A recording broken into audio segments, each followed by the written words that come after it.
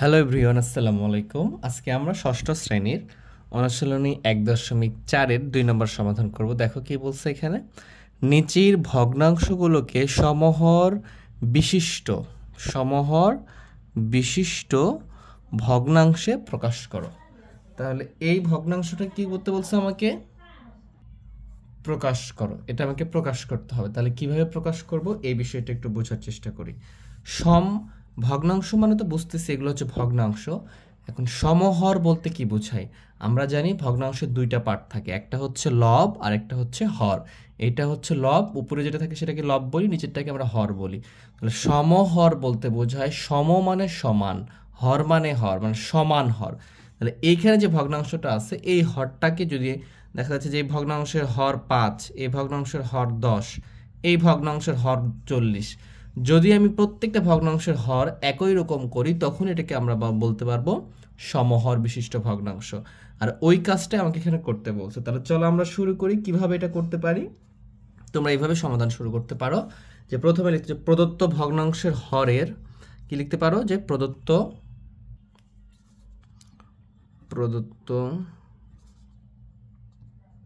ভগ্নাংশের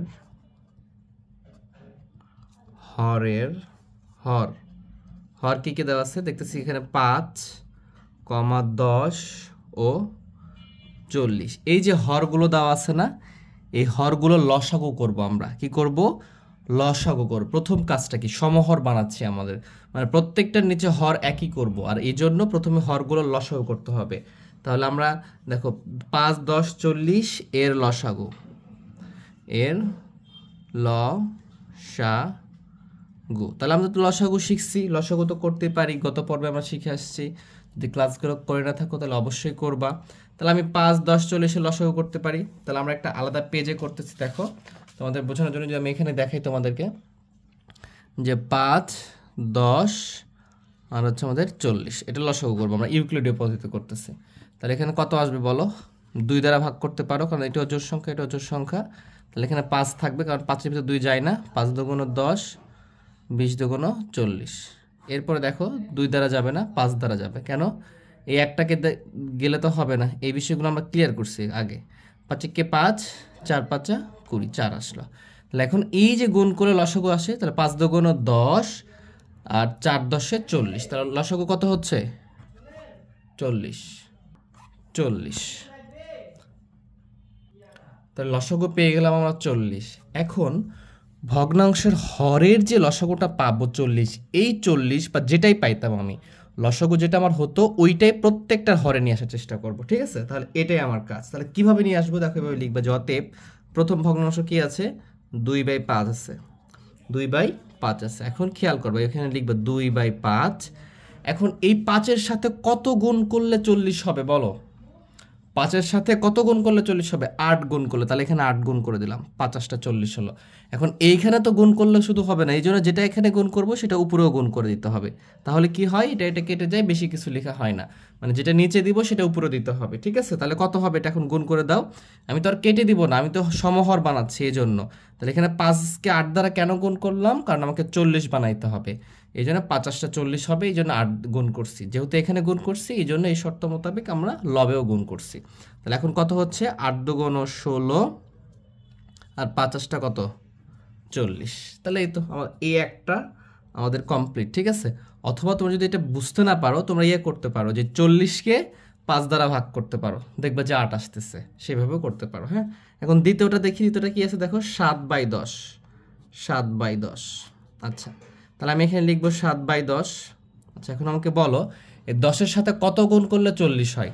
4 গুণ করলে। অথবা তুমি এভাবে ভাবতে পারো যে কত গুণ করবা, সেটা 10 দ্বারা 40কে ভাগ করবা, দেখবা 4 আসতেছে। ঠিক আছে? তাহলে যেহেতু নিচে 4 গুণ করছে তাহলে উপরেও কি করব?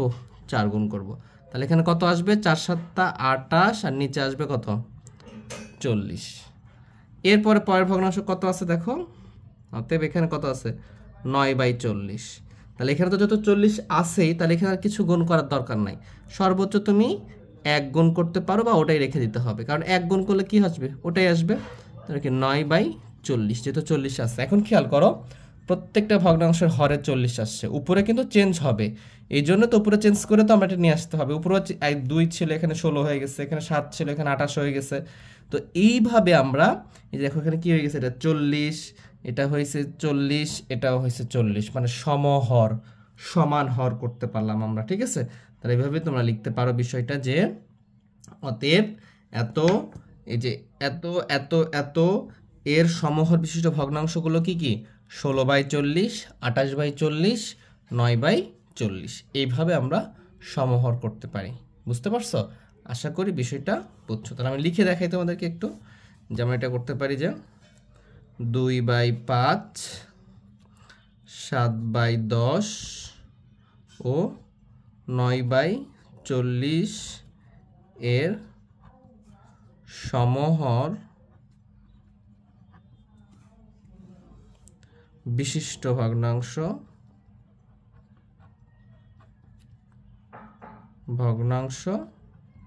কত বলো?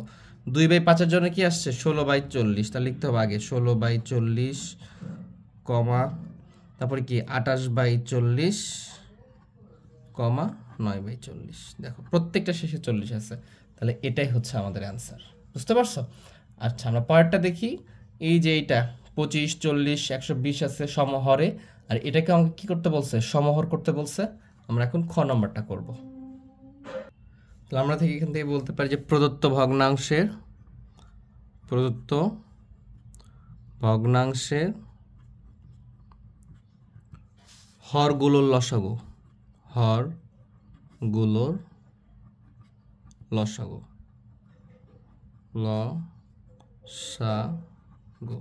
তো আমাকে লসাগু করে নিতে হবে। লসাগু কত আসবে আমি এখানে সাইড নোট করতেছি, ঠিক আছে, এখানে আমরা নোট করতেছি। তাহলে কত আছে এটা, 25, 40, 120। তাহলে আমাদের লসাগু কত হচ্ছে এটা আমাকে দেখতে হবে। তাহলে আমরা জানি এটাকে ভাগ করতে হয়, 2 দ্বারা ভাগ করলে কত আসবে, এটাকে 2 দ্বারা ভাগ করলে এখানে 25ই থাকবে, আর এখানে 20 হবে, এখানে হচ্ছে 60। এরপরে 2 দ্বারা ভাগ করলে 25-এর কোনো পরিবর্তন হবে না, কিন্তু এটা হবে 10 হবে, এটা হচ্ছে আমাদের কত, 30 হচ্ছে। এরপরে যদি 2 দ্বারা ভাগ করি, কারণ 2টা জোড় সংখ্যা আছে, 2 দ্বারা যাবে, হ্যাঁ, তাহলে 25, আর এখানে হচ্ছে 5 দুগুণ 10, 15 দুগুণ 30। এখন খেয়াল করো সবগুলো বিজোড় সংখ্যা আছে, 2 দ্বারা যাবে না, 3 দ্বারা যাবে, 3 দ্বারা একটা যাবে, তো একটা গেলে তো হবে না, 5 দ্বারা যাবে। এটা আমরা সাইড নোটের জন্য এটা আনতে দিছি, হ্যাঁ। তাহলে 5 5 25, 5 1 5, 3 5 15। এখন দেখো সবগুলো মৌলিক সংখ্যা হয়ে গেছে। এখন এইগুলা গুণ করলে আমরা লসাগু পেয়ে যাবো। তাহলে গুণ করবা, 3 5 15, 5 15 কত, 75, 75 দুগুণ কত, 150, 150 দুগুণ 300, 300 দুগুণ কত, 600। তাহলে লসাগু কত হয়েছে আমাদের, লসাগু হয়েছে 600। লসাগু কত হয়েছে আমাদের, 600। এই 600 লসাগু হয়েছে, এইটাই প্রত্যেকটা হরের আন্ডারে নিয়ে আসতে হবে আমাদেরকে, ঠিক আছে। তাহলে আমরা কিভাবে করতে পারি, এটা এভাবে লিখতে পারি যে অতএব প্রথম যে আছে আমাদের কত, 17/25, 17 কত আছে, 25। তাহলে 25-এর সাথে কত গুণ করলে 600 হয়, এই বিষয়টা কিভাবে পাবো আমরা। তাহলে তুমি 600-কে 25 দ্বারা ভাগ করবা, 600-কে কি করবা, 25 দ্বারা ভাগ করবা। এখানে করতে পারো, মনে করো 600 ভাগ কত, 25 করতে পারো এইভাবে, হ্যাঁ। তো ভাগ করে দেখবা কত আসতেছে, ভাগ করলে দেখবা যে 4 বার 100-এর ভিতরে কতবার যায়, 25, 4 বার যায়, 4 6 24, মানে মোটামুটি 24। যদি 25-এর সাথে 24 গুণ করো তাহলে কত আসবে। আচ্ছা, এটা সমান দিই, সমান দিয়ে পরের লাইনে লিখি। তাহলে এখানে লিখবো 17, আর এখানে লিখবো কি 25, এখানেও গুণ করব 24, আমরা এখানেও গুণ করব 24।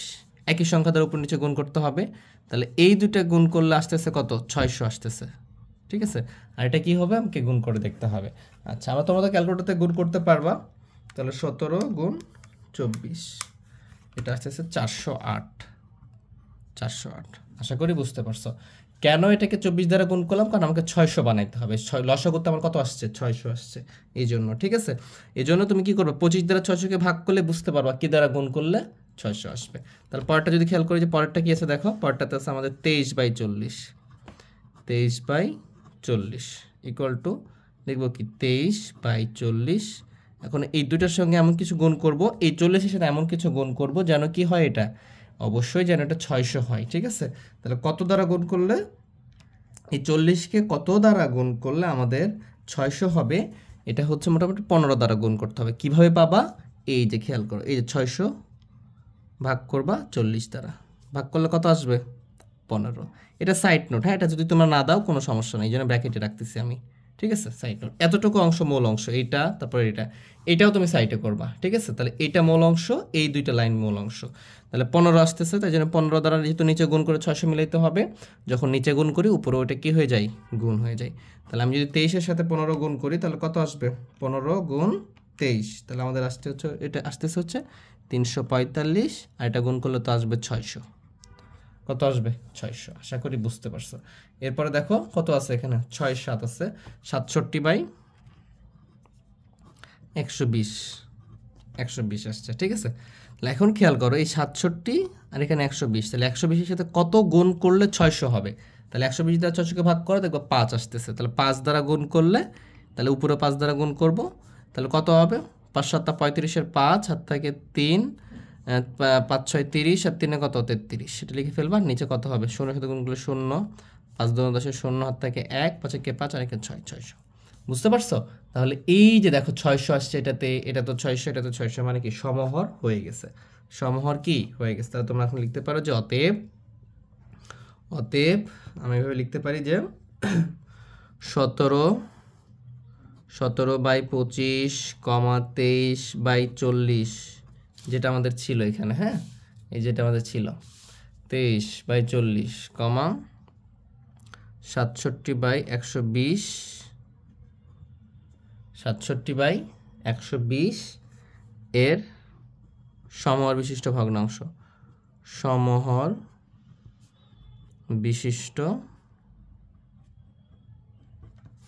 ভগ্নাংশ, এভাবে লিখতে পারো, হ্যাঁ, ভগ্নাংশ। প্রথমটা কি হয়েছে? প্রথমটা হয়েছে দেখো 408/600, এই যে, তাহলে লিখবা 400, প্রথমটা লিখবে 408/600, কমা দিবা, তারপরে কি 345/600, কমা দিবা 335/600, সবগুলো সমহর চলে আসছে। তাহলে এইটাই ছিল আজকের ক্লাসের মূল অংশ। আমরা নেক্সট ডেতে আরও একটা ক্লাস অন্য বিষয় দেখাশোনার চেষ্টা করব।